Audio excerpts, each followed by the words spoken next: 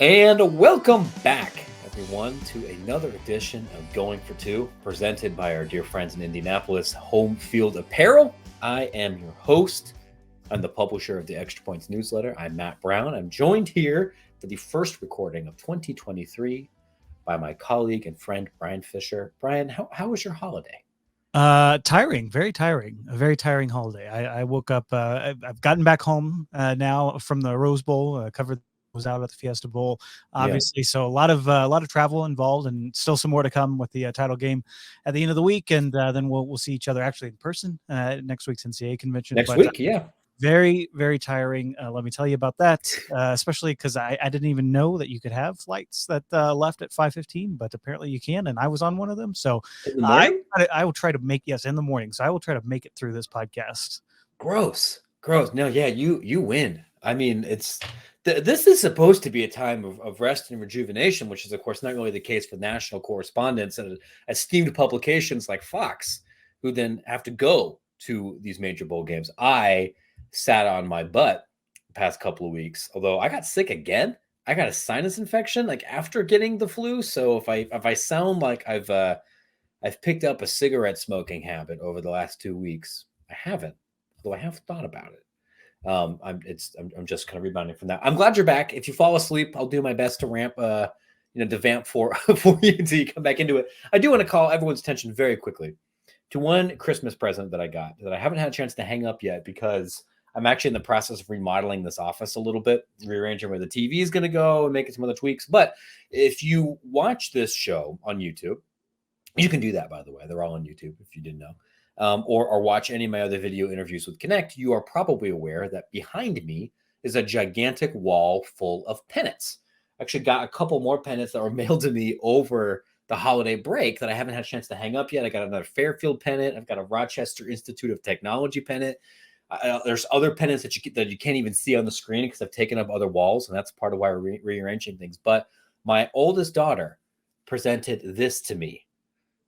And I'm holding up here a red velvet pennant that says Best Dad University, #1. And then a slice of pizza for some reason. I know that this. I don't know if the kids are making another statement about my weight or just about the tuition run at Best Dad University. So what's the what? What's tuition run? What's tuition run? It's tuition is pretty cheap. The APR score is terrible. And they don't have the stable conference home right now. I mean, it's cheap. We're bribing people all the time.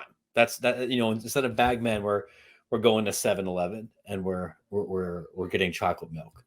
Chicago State really influencing you there. Exactly. So you'll probably see that behind me here. I might have to replace the University of Utah pennant or maybe like the Southeast Missouri State so we can get. Man, that's tough on the Utes. You're gonna take them down. They lose to Penn State. Well, just twist the knife here. Come on, they've been in there enough. Look, I'm literally wearing a BYU T-shirt as we speak right now. Listen, Utah, if you want to keep the most favored status on the wall, I'm going to need somebody at your university to subscribe to D1 Classroom.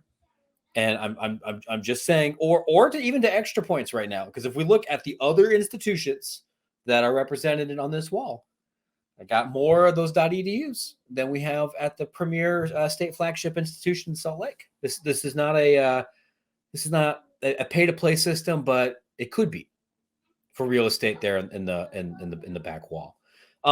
Bryan, it is a shame that all of the football games were canceled because of the war and nothing actually happened, especially not a Peach Bowl over the past couple of days. So I don't want to talk about that right now. Really? Because I need you to fill me in because I didn't get. I was down and doing interviews at the Fiesta Bowl, writing my column. I actually was filed, kind of on the bus as I was watching the fourth quarter there on my phone. Like, can you fill me in terms of fine. Here's what I'll say. I actually went into this particular game legitimately. This is not a coping mechanism. This is the honest to God truth. With no expectations. I thought Ohio State was going to get rolled by like 21, 24 points. And I figured, okay, if that happens, I can kind of disengage in the second half. That might expedite potential regime change or significant changes with Columbus. I got to watch our arch rival lose a heartbreaker in a game that every single Michigan fan thought they were going to win. So my New Year's will not be ruined. Like, it's kind of like how I felt during the COVID year when Ohio State played Alabama in the championship, and after like 5 minutes, it was very clear that Alabama was way, way, way better. I'm like, okay, this doesn't hurt, right? But then a funny thing happened. Ohio State played really well, or at least half Ohio State played really well. And I even took a screenshot of it late in the third quarter, right before Marvin Harrison Jr. gets a concussion and is knocked out of the game. Ohio State's win percentage is like win probability on ESPN was like 95%. What happened is Stetson Bennett, after playing a really terrible like middle 8 of the game, catches absolute fire. There's a busted coverage, and Georgia comes right back. Ohio State fans, I think, will point to, hey, maybe that was targeting on Marvin Harrison. Hey, maybe there was something amiss with the timeout that blew up the faked punt that would have changed things. Maybe Georgia shouldn't have gotten the 4th down conversion at the end of the game. Look, I cannot look at any of those things. This is just a question of you needed to get 5 yards. You had 3 plays at the end of the game. You didn't get those 5 yards. You decided to put everything on a kicker to kick a 50-yard field goal who did not demonstrate during the regular season that he had 50-yard range, and he missed. It's too bad. But I weirdly don't feel – I mean, like, it stings to lose that game, especially because I think Ohio State would have matched up okay against TCU and could have somehow backed into a national championship this year. But, I mean, they did score 41 points on Georgia. It's always the hope that kills you. That's what it is, right? This is what I want. I either want the teams that I root for to experience no adversity whatsoever and just steamroll everybody, like a 12-year-old playing on junior varsity difficulty level, or I want my teams to be summarily shotgunned in the back behind the barn in the first 10 minutes, and so we don't have to think about it anymore, right? If I would rather lose 7-2, well. No, I wouldn't say I would rather lose 7-1 in the World Cup in my home country, and that's a national tragedy. I would rather lose very quickly and dramatically than in penalty kicks or say on a dramatic missed field goal. It was a hell of a football game. They were both excellent football games. The year 6 were excellent football games. I thought I lucked out with the best game, and then that Peach Bowl ended up happening, and it was a great game.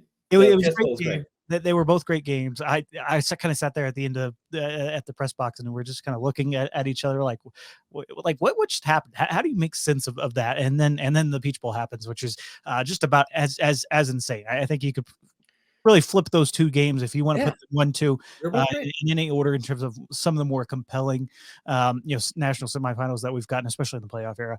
It was wild, and I was also kind of thinking, when Marvin Harrison Jr. went out, how Georgia has gotten some breaks. You talk about spending years and decades in the desert since that 1980 national title, and how they consistently did not. They always fell on the wrong side, right? You had the fake punt in the SEC championship game.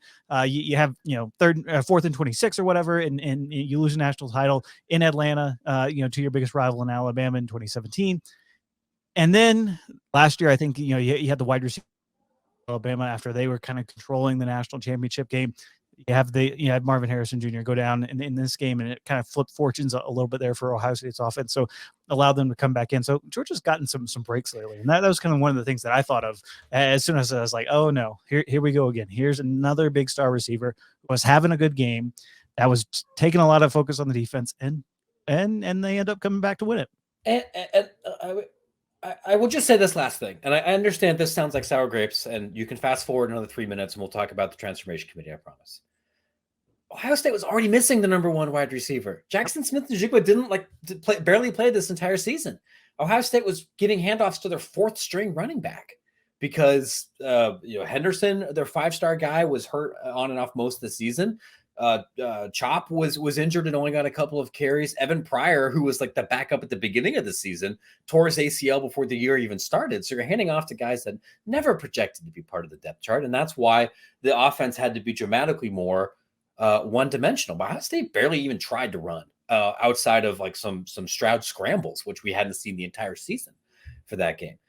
CJ Stroud played the game of his life. He was nails through almost all of that game, which I think may do something to dispel some of the doubters or the negative, perception that, that was, I think, around this season, and even on some level his Ohio State career, where he put up extremely good numbers, but Ohio State didn't win that many big games of consequence. But it's a team game. CJ Stroud did not give up a busted coverage and allow a 77-yard touchdown catch when they desperately didn't need to. So he did not. And that's football, baby. I will say that, doing the episode on HeadCoachU with Bronco, where he kind of broke down the teams and he kind of gave some keys to win. Not only CJ Stroud playing the game of his life, but taking those shots downfield. That was one of the things that he pointed out. I thought Ohio State would compete in that game. I mean, preseason, if you would have told, said, give me non-Alabama teams, who would be your national title pick, it would have been Ohio State, easily. I think they had all the things on paper, plus the motivation coming into the year from that Michigan game, from that dramatic Rose Bowl that they had. And, it just didn't end up working out. But it's tough to win a national title. And I think that has been on full display these last couple of years, how difficult it is not only to build your program up to where you're at least taking those shots, but also getting over the hump, and should set up for a fantastic national title game next Monday. It should be really fun. And what the hell? Since we're talking about football now, let's go ahead and get the football. We'll talk football, and then we can talk about the non-football stuff in a second. I am fascinated by this Georgia TCU game for a lot of reasons, and the biggest one, and we talked about this a little bit before we started recording. One of the kind of benchmarks that has been really instructive in helping me understand college football and evaluate where programs are going and make sense of a lot of the off the field stuff has been a theorem that my old colleague Bud Elliott, who's now at 247 in CBS, pioneered when he was at SB Nation, I believe, and they called it the blue chip ratio theory. And but if you're listening, forgive me here if I'm bastardizing this, but the gist of it was you can't win a national championship in the modern era, in the BCS, the playoff era, if you are not recruiting at least 50% 4- and 5-star athletes. It's a little bit different from the I think there's a modification of this theorem that says like you need to sign at least one top 5 recruiting class, but there's been a handful of teams, a small number of teams that have won national championships that didn't do that since 2000. But everybody has recruited at least the 51% or above 4 or 5 stars relative to 3 stars. There's generally like around 13, 14-ish teams each season that are recruiting at about that level. It's the teams that you would expect, and also some teams that perennially are nowhere near the national championship conversation, like Texas or Texas A&M. Michigan, was included at the very bottom of that. It's around where Michigan, Penn State, the Clemson a couple of years ago were generally recruiting. TCU is nowhere near that level and hasn't been anywhere near that level, even in the Big 12. And they're probably the team that recruits at one of the highest levels in the non-Texas, non-Oklahoma region. But that might mean you sign 4 or 5 blue chip guys, not 16 or 17. And so there's been a small number of schools that have profiles not dissimilar to TCU that have made the playoff before. Michigan State did that one year when Alabama destroyed them. Washington did that one year. Oregon made the national championship game. They were the exception. They were close to the 50% mark, but they also had Marcus Mariota, who won the Heisman Trophy that year. And I think that's everybody. Like Oklahoma might have been close one of the years when they got blown out in the opening round. And so TCU is even kind of a step beyond that. What is fascinating to me as I think here about this game is this is the first time we have a team like this. We have this in the post transfer portal era, and TCU made some pretty significant changes to the roster relative to last year when they finished under 500. I want to say there's 18 new players on this team. I think their top 2 tacklers, came in there. Max Duggan was already on the roster. I mean, I think he lost a QB battle like already, and then came back. But a lot of important personnel came in. So I'm wondering, because like this is not a team that wins games with smoke and mirrors. Like they're a really good football team. They had a better strength of record than Ohio State did. I'm wondering if TCU is a potential blueprint for how a team that can't recruit like Ohio State or Michigan can be competitive and compete for national championships, or if it's an exception, something similar to 2014 Oregon or whatever the Washington year was, where you just have a really good quarterback, one really good skill position player, and some experience and play over your head.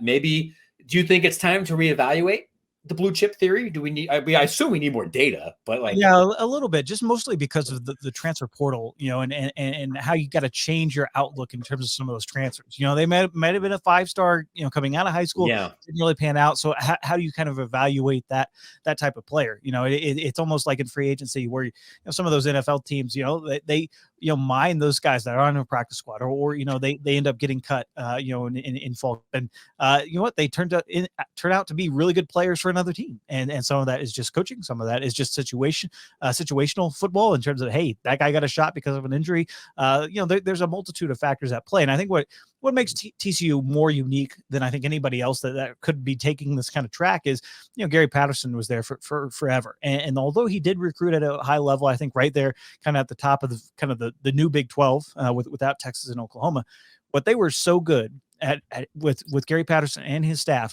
were evaluating guys that were maybe 2-3 stars or whatever, but changing their positions, making a running back a cornerback, or bring up a safety to linebacker, kind of really developing guys. And so that does kind of change the roster a little bit. And then you have Sonny Dykes come in, obviously not not wholesale offensive changes, but there were definitely tweaks that he brought in that highlighted a lot of these players. And you're right, I mean, Chandler Morris started the season against Colorado, and if not for that injury against the Buffs, really maybe the worst Power 5 team in the country, kind of birthed TCU as a national title game participant, if you kind of think in Boulder. So quite these storylines that kind of came together in some random TCU Colorado game at the beginning of the year. But I think you do have to make some slight exceptions, and then let's face it, on the other end, there's Georgia, which has been recruiting top 5 class after top 5 class, stacking them, but they also have a quarterback who, let's face it, nobody really believes in, even though he can be dealing, as we saw in that Peach Bowl.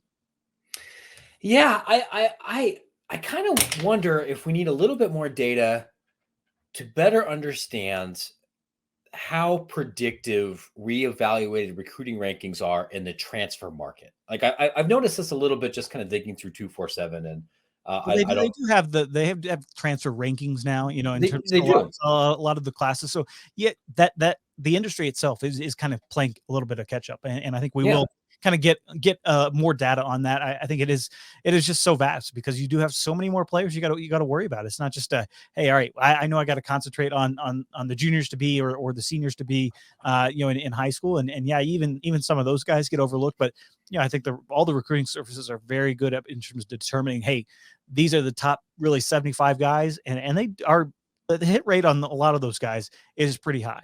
Out of high school, unquestionably. Like here, as an example here, right? Like let's take a couple of just the big time quarterbacks that have hit the portal, right? So Purdue just picked up Hudson Card, and as a high school recruit, Hudson Card signed with Texas, was a top 10 quarterback prospect and a very high 4-star. He's mentioned here as like a 0.97, which would correlate generally to one of the top 6 or 7 quarterbacks in the class.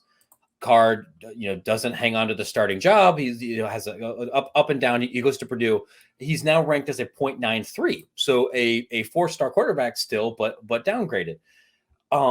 Should it be a 9.3? Should it be a high 3-star? Should it be a 9.5? I don't know. Like and how you kind of evaluate his college tape and that experience versus the physical measurables you saw in high school is an inexact science. Like if you're ranking the transfer quarterbacks in this class, I mean, I would imagine it makes sense to have Sam Hartman number 1. He's been the most prolific at the Power 5 level, but how do you measure?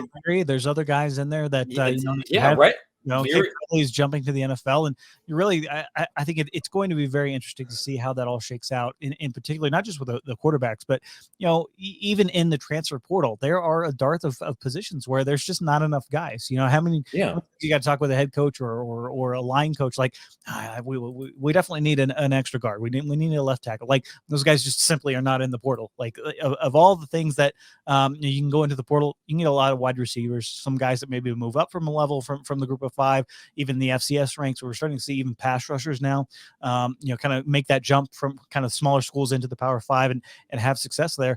But, finding some offensive line, which contributes to the quarterback play. I mean, you mentioned Hudson Card there. I think shown some flashes there at Texas. Yeah. Certainly, I think he kind of, when he entered the portal, kind of thought, oh, he's one of the better quarterbacks available. But, certainly you got to kind of take into all the circumstances and say, not only can we help him develop, but we're going to surround him with better talent. And so I think it's going to be a very unique thing. And I think you always look at the national title game, not only participants but the winners, in terms of, hey, what can I do for my roster? What can I do for my program that I can take away from a team that has done it? They've gotten to the mountaintop.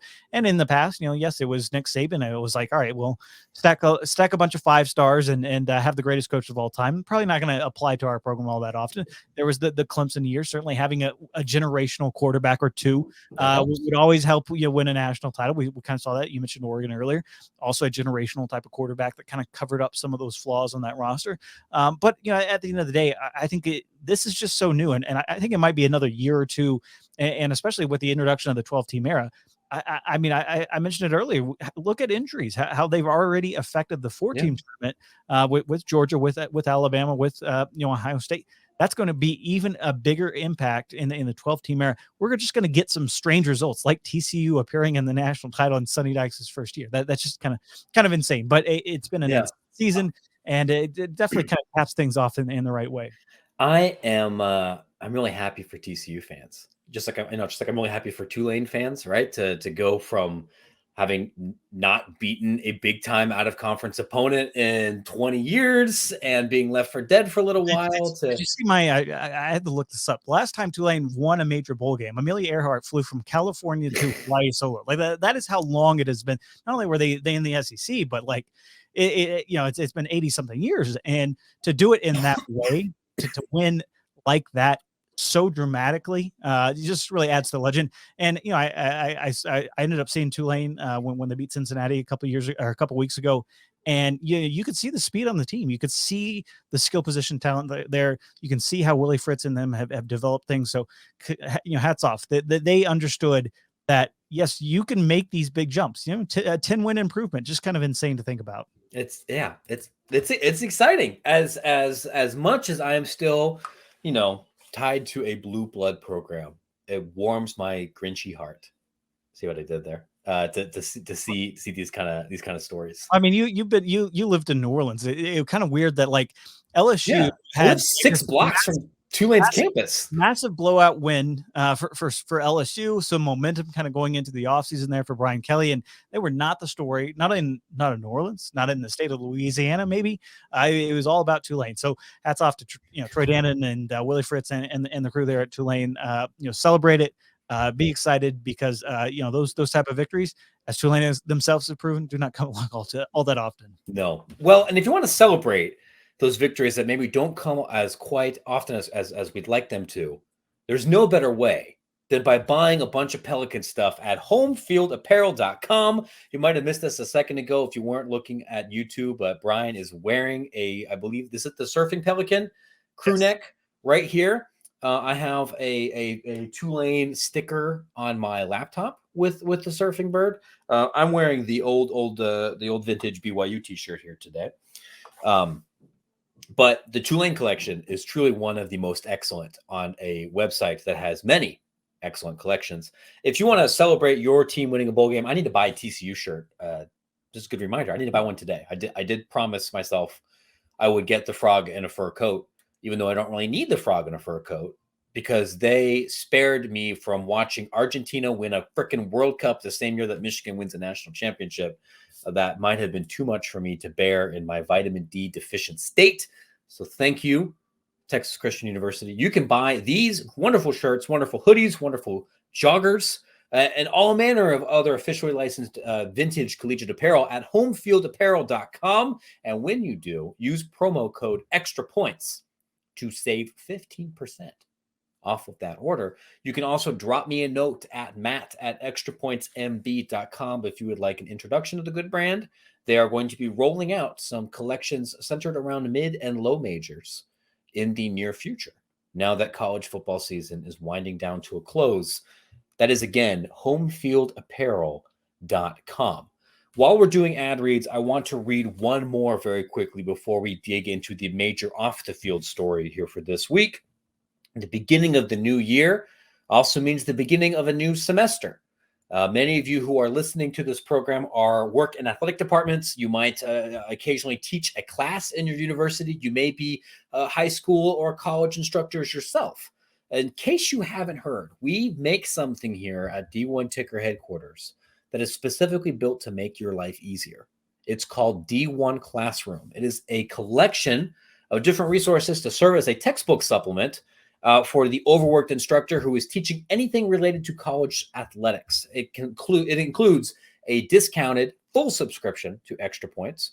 It includes subscriptions to all of the tickers, D1, D2, D3, NAIA tickers for you and your students. It includes access to Collegiate Sports Connect, which is our service, our LinkedIn college sports industry service here, which is especially useful for college students because it is where a gajillion universities recruit junior level positions that aren't necessarily advertised anywhere else. It's an amazing networking tool if you are worried about job placement for your students. And it includes twice a week custom discussion questions based on the news written by yours truly and some of our D1 Ticker colleagues, but mostly me. All of this for just $20 a student. It's way cheaper than a textbook. It's way cheaper than any other kind of supplement that you're going to find from Sports Business Journal or Sportico or any of the other excellent subscription-based outlets there. So if you are teaching anything related to college sports in the near future, or if your institution is, hit me up, matt@extrapointsmb.com. I will be more than happy to put you in touch with our sales team. It's just $20. Paperback books are $45, and you have to, at minimum, then you sell them back to the bookstore and you make like $4. This is a way to make your life easier and give your students something that they're actually read. Because unlike the New York Times, I swear sometimes, and I tell jokes, and I'll make random quiz generators, and I'll find ways to get the 19-year-olds in your class to open that email on a more regular basis. D1 Classroom. That is matt@extrapointsmb.com. One of the things that I imagine we will be talking about in D1 Classroom in the very near future is the developments that happened this afternoon. We're recording this here on a Tuesday. After months and months and months of talking about it and thinking about it and Zoom calls, the NCAA Transformation Committee has finally released their report. It is 39 pages in a Word document here, and it includes most of the stuff that they've basically teased in public for the last 6 months. Brian, and anybody else, if you were waiting for this to completely transform D1 membership, to banish 120 institutions to the Division II shadow realm, to hasten the impending professionalized status of college athletics, or anything else that might be construed as transformational, you would be left wanting. Because this document, well, it does, I think, contain some useful and dare I say, very significant recommendations. I wouldn't call it transformational, would you? No, and members of the Transformation Committee would agree with that assessment. And I think, yeah. I mean, I talked with Greg Sankey, one of the co-chairs, and Julie Cromer just a couple of weeks ago, and they've always kind of hinted that really the kind of charge changed a little bit, especially as time went on and they started kind of diving into more of the issues. I think they kind of said, you know what, as much as our work is known as the Transformation Committee, we were really not trying to be transformational. We're not trying to rock the boat. We're not trying to, change things massively. If that is going to end up happening, it really needs to come from like the Board of Governors, the Division I board, that kind of apparatus, not some committee filled with administrators looking at some really fairly narrow issues. And they teased a lot of this that was in the report, a lot of the proposals, that sort of thing. We've been talking about them on this podcast for weeks now, months now. And, at least it's all out there. And the board will kind of discuss this at the convention in San Antonio next week. I think that's when things are really going to start to get a little bit more real. You hear some of the proposals, like for sport specific committees. We kind of already have them in sports like football and men's basketball. Maybe those get refined a little bit. And, it'll be interesting to see how that's going to impact a baseball or volleyball or whatnot as you kind of get a little bit more pointed. But I know everybody is focused on pretty much the only top line item that I think anybody was taken away from that, and that was kind of the tournament expansion. Yeah, we can let's talk about that first. Can we go through the whole report there? No, we don't need to do the necessarily the entire thing. But let's talk about the tournament expansion section first, because this is the initial headline. This is the thing that I imagine if you are a fan and you don't work or study this industry, this is the thing that you're most focused on. I want to make sure I'm trying to pull it up here, which I know is very scintillating podcasting, to make sure I get the exact passage correct. I believe it's if you are a Division I sport, and if you have over 200 schools that sponsor you, Yes. and the ideal like percentage, I guess they've said that they want postseason access for is 25%. And everybody immediately said, started doing the math, and they're like, all right, well, holy shit, that's 90 schools for men's and women's basketball. Schools, which, you know what? How many times have we heard the 96 team tournament expansion, is going to be coming at some point for men's basketball? But I will say that I talked to Dan Gavitt not too long ago, who kind of is the men's basketball czar, and he kind of laid the breadcrumbs out, saying yes, there has been this discussion and whatnot, but you know what, the broadcast partners are not necessarily all on board with men's basketball tournament expansion, and I think that is the key thing to keep in mind is for sports like volleyball, baseball, getting some additional teams in the tournament sounds great. More participation opportunities, more postseason, more meaningful games. That sounds good. Especially in some of these things like soccer, where maybe you're kind of region locked, or teams out west. I know that have complained a little bit at times in terms of kind of getting shut out. Even FCS postseason has been talked about as a potential expansion opportunity. I think that's all great. But is there going to be a television appetite for the men's and women's basketball tournaments to expand? I don't think so. So I think that everybody's getting out in front of their skis just a little bit when it comes to reading those lines and reading those targets and hearing those numbers and saying, you know what, I don't think that 96 is actually going to end up happening, at least anytime soon. Maybe this is laying the groundwork for it in 5 or 10 years, and broadcast partners start to come on board and come around and say, we can pay extra for that and we can make it work, but not right now. It is interesting. And I wonder why this wasn't clarified a little bit more. And this is one of the things I think you and I are going to be bugging people about next week, among many others. I have not actually heard any commissioner on the record or on background say, I want a 96 team men's and women's basketball tournament. I have talked to several in the mid-major ranks, and I've talked to a couple in the P5 ranks who have said no. And for part of what you're referencing is why, because we don't think Turner or ESPN wants to pay for 2 extra NIT rounds essentially to add to this package, which would make it worth it. Because remember, expanding, as has been laid out to me by many other leaders here, expanding for every sport increases costs. And in some cases, and particularly because in this report, they talk a lot about enhancing and improving the travel experience, which I took to mean you can't region lock everything and have everyone play their first round game within 70 miles of each other, or flying them on Spirit Airlines at 3:00 in the morning and having them stay at the Howard Johnson by the airport for $60 a night. Like you have to give them something meaningful.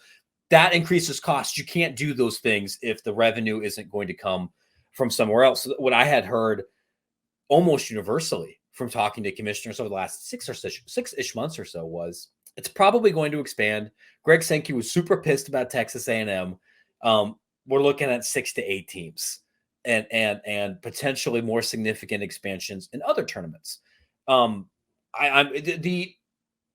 reading of these recommendations in its entirety is this idea that you want to have more autonomy and flexibility for each sport within the NCAA. So you have the recommendation to go up to 25%, but you then allow different committees and different groups to make different decisions for how softball is different from soccer, which is different from field hockey, which is different from basketball, which has a gigantic revenue component hanging over it. So I would agree with you. I'm not expecting a 90-ish team tournament. I believe, from what I have been told, that anything that's done on the men's basketball side will also be done on the women's basketball side, which is another potential concern for gigantic expansion, because expanding the women's team tournament is also going to be expensive and likely won't generate corresponding revenues. Speaking of revenues, though, there was another interesting kind of nugget buried in here a little bit that I don't know has been talked about as much from our national peers. And this is idea here that you don't want to necessarily have men's basketball be the only sport that offers some kind of bonus for athletic success, and that you would look at equity and revenue and potentially have this. The idea of having a unit payout for women's basketball has been discussed for a year, and within various levels of seriousness here. As my reading from this is, the door would be open for potentially doing that for other sports as well, provided the logistics make sense. Yeah, I think that's the key. And can the logistics make sense for a lot of this? I think it was, driving force of it. The whole Big Tent philosophy, I think really did kind of drive some of these decisions at the end of the day, in terms of not excluding people, in terms of at least making it a pathway. If you were maybe not providing all of these scholarships, or you're only providing a certain number of them, maybe there's kind of a grace period where you can transition in them. I think a lot of people kind of focus on, speaking of kind of like looking into the minute details that probably don't matter in the end, eliminating the FBS attendance requirement. The only people who care about that are people on message boards or fans of like Division II teams that are trying to that think they can lay out the exact roadmap. I'm glad that the Transformation Committee said this. Let me be very clear about that real quick before I finish rudely interrupting you. Nobody gives a shit about the attendance numbers. No one's been enforcing them meaningfully for years. That's not a benchmark people really care about when they're evaluating for realignment or feasibility studies. It's less relevant in 2023 now that fewer people are going to these games anyway than it was in the 80s. It's irrelevant, and it's appropriate that the committee has recognized that there are other metrics that are more important. Well, I mean, and a lot of these committee members have served on, football oversight, men's basketball. Julie Cromer's on men's basketball oversight. So, they understand that they're providing waivers like candy as is, for things, especially, MAC schools might dip, slightly under in terms of the average over 2 years. Maybe they had a bad season, or maybe it's just extra cold in a part of Michigan where, you're having Tuesday night games and it's a little bit tough. You know what? You can waiver for that. And I think it's like, why are we taking 10 to 15 minutes out of a committee meeting with everybody meeting and just basically saying, and passing, some sort of waiver versus, let's actually just eliminate the rules. Cause it's not impacting anybody anyway. And so, there is a lot of that. I think we will see more scalpel cutting of the rule book a little bit, especially with the sport committees in terms of some of these changes. And hopefully that I think that more than anything is something that does kind of give me some hope, that when it comes to things like the bagel rule or whatever, instead of taking, years and years and years to change something like that, perhaps this new model, this new outlook will be able to kind of move a little bit faster. And I think that was ultimately kind of what they arrived at is here's at least something that provides the pathway to making some of these changes with these sports a little bit quicker. And I think that's, a hopeful outcome. I'm not sure if it will end up happening in practice, but I think for a couple of sports, this is definitely much needed if they ultimately kind of get it passed and get things moving through the system. This is I want to go back to something you mentioned a couple of minutes ago that I do think is really important, and something that Julie Cromer mentions in the exact text and then in the follow-up conversation this afternoon. This idea of really wanting to err on the side of keeping a Big Tent, that there's something magical. And I think you and I would agree, particularly for the men's and women's basketball tournaments, about having schools of very different resource levels and missions participate in the same tournament. It is fun to have a St. Peter's play Kentucky, especially because every once in a while, St. Peter's beats Kentucky, and that's very funny. When Oral Roberts beats Ohio State, not nearly as funny, but St. Peter's winning is very funny. And further blowing up Division I diminishes not just the financial value of the tournament, but also some of the spiritual, or that may not be the right word, but charm, magic of this enterprise. But the committee is very much recommending an increase in expectations for what it goes into funding a Division I athletic department, which you and I have talked about several times is part of the reason you do this committee. Looking at some of these recommendations, hey, you're saying you're going to have to pay for insurance for athletes for at least 2 years after they're done playing in case they get hurt.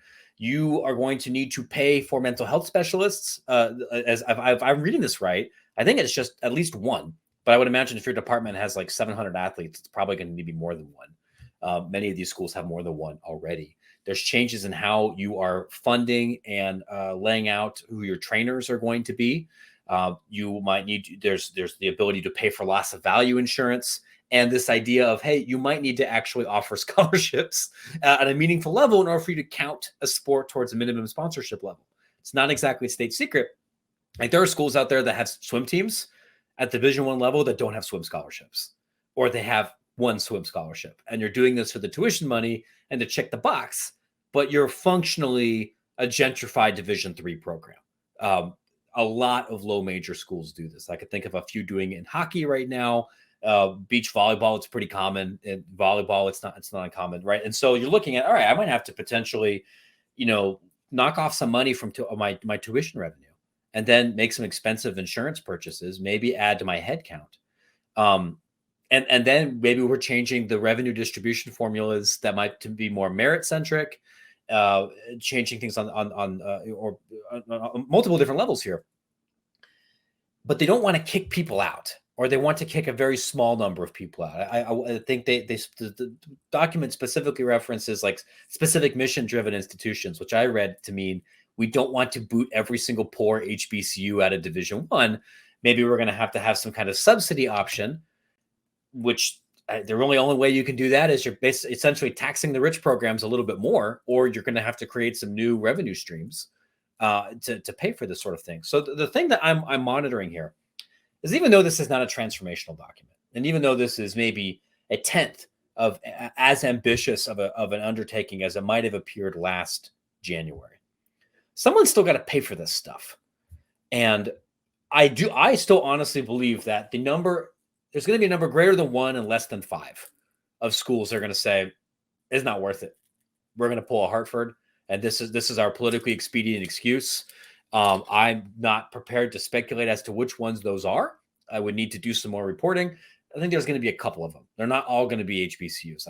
I can think of one HBCU that, like actual HBCU, not a Chicago State, that would maybe entertain those conversations. But if you're going to subsidize them, because they're talking about here only giving a 2-year ramp up. And that was something I had been hearing over the past couple of months too. Like, in order for any of this to matter, you can't grant waivers in perpetuity. If you want to maintain the benefits of Division I membership, you need to be prepared to meet those expectations, which include now hundreds of thousands of dollars potentially in either new spending or revenue offsets. I imagine there's going to be some pointed discussions about that, because if you water this down, I think, any more than you already have, I don't even think it's worth doing at all. Like, to me, I look at this and think there's some good ideas in here, but to take 15% of these ideas away would be so significant as that it wouldn't be meaningful anymore from my dumb perspective. Well, I'm going to be curious too to get kind of the perspective at the convention of some of the FARs, some of the faculty athletic reps, some of the students themselves, that come to those convention, and because when you're talking about some of those increases for especially some of those smaller resource institutions, maybe they say, you know what, we do want to keep offering this. How are we going to pay for it? Well, a lot of that's probably going to come down to a student fee, and it's going to end up getting passed to the student body. So, I'm kind of very curious to see how that gets navigated at some of those institutions, and what ultimately people might think of in terms of how do they pay for this. And I think for some of those sports sponsorship stuff, yeah, you're absolutely right. I mean, like, you just to be a member of a certain conference, you do have certain minimums that you have to hit in terms of those sponsorships. But it can be tough, if you're not only in terms of facility space, making sure that coaching salaries are up to snuff, depending on where you're located, the cost of living certainly impacts a lot of that. It impacts if you're in the Bay Area, or if you're in the Northeast. I mean, if you're one of the schools that are maybe close to New York City, or something like that, and you have to worry about student housing, and and taking care of those checks, and in addition to not only your staff members, but your assistant coaches, your GAs, that sort of thing. So, like, there are a lot of costs. I think that those pressures are felt throughout the industry and throughout Division I, and there's some understandable concern about that. And I think there was early talk, about maybe will there be another subdivision, kind of beyond this, but we're kind of already getting there naturally. We do have the autonomy 5, that process is still in place to where those schools can pass that. They're actually expanding, with the Big 12's additions there, the autonomy 5 is actually getting bigger. So, there will be changes on that front. I think even within FBS and within, kind of the Power 5, you're starting to see a bit of a breakaway as well between the SEC and the Big 10, and just the amount of revenues that they're able to devote towards their student athlete experiences versus somebody else that maybe is in the Pac-12 and pinching a little, some of those pennies a little bit more. So it makes for a fascinating timing and some interesting discussions, I'm sure, these next couple of weeks. But more than anything, it's out there in the open. It can now be discussed, and I know a lot of people are going to kind of like roll their eyes, like this is it. Like that. I think there was a little bit of that reaction, especially among people that were not having these conversations like us on a daily, weekly basis. Yeah. But at the end of the day, it's now out there to be discussed for by membership for a lot of these schools. How can this impact us? And I think some have been proactive and already planning to have a lot of these increases in their budgets in the future years. Now they can actually say, all right, well, it's going to be X number of dollars in 2023, 2024, 2025. And that's where things are going to get interesting because as we all know, the dollars and cents business, and we're not even talking about in relation to all of this stuff, everything else that is going on in the courts that can also impact the enterprise of college athletics. That's the last thing I want to very briefly and very quickly address before we kind of set the stage for next week. If you are wondering, why the hell did you spend all of this time and effort and manpower to produce something that's really only meaningful to the hardest of the hardcore or low major degenerate type folks? And the biggest reason for that is spelled out in the documents. Like, look, they had meetings about something about being even more aggressive, either about potentially embracing some level of professionalism or stronger enforcement mechanisms. And here's the thing: the NCAA, their membership, their leaders at the campus and at the institute, the organizational level, do not believe they currently have the legal authority to do that. The only body that they believe can allow them to engage in really significant reform is Congress. And I understand that there's going to be some academics and some antitrust Twitter people that are going to say, like, no, you can make this change now. They're not going to hit the self-destruct button on themselves. And even honestly, even if they did and say, listen, we're opening up the doors, we're going to start paying athletes market wages. Football and basketball players are now professionals. They're still going to get sued. And there's still going to be significant litigation over bargaining unit sizes and over who has jurisdiction over some of these things. That's still going to be messy. They probably still need the courts and or Congress on some level to help create some parameters for what those conversations would look like. I'm sure that maybe what I think or what you think or what economists think or what athletic directors in the America East Conference think are all different things. That's what negotiations are about and what athletes would want. But that's why they're not making these changes. And that's why they're going to have a new standing committee on congressional affairs. This is the number one reason you hire Charlie Baker. And that is their hope, because there are no other cards to play. If you are and it's either go into Congress or wait for the NLRB and Johnson and House to make this decision for you. And I don't blame them for playing the only card they've got left, even if it's not an especially good one. Which sets us into next week. Brian is going to hibernate for at least 36 hours, I think, and be fumigated from all the time that he spent in airports. And then we are both headed to the NCAA convention next week. It's in beautiful San Antonio. I've never been there. Really? You haven't been to San Antonio? Oh, no. Right. We'll be taking you around the Riverwalk. And I can't wait. It's going to be warmer. And Is no, it going to be warmer? Because I know my parents who also live down there were just complaining about how it was warmer, like in certain northern parts, like in Utah and in like Oregon. It was warmer there than they were in down in San Antonio. So like, okay, I'm looking at the weather report right now, and the day that we both fly in there, they're calling for 72 and sunny. oh, I'll take it. So is it warmer compared to It's going to be Bakersfield? warmer. No. It's going to be much warmer there than it is in LA for the national title game. I can tell you that much, because everybody's complaining this week about the weather. We got the big old front coming through. If you kind of look on the radar, there's another green wave coming towards USC in Los Angeles. A big old.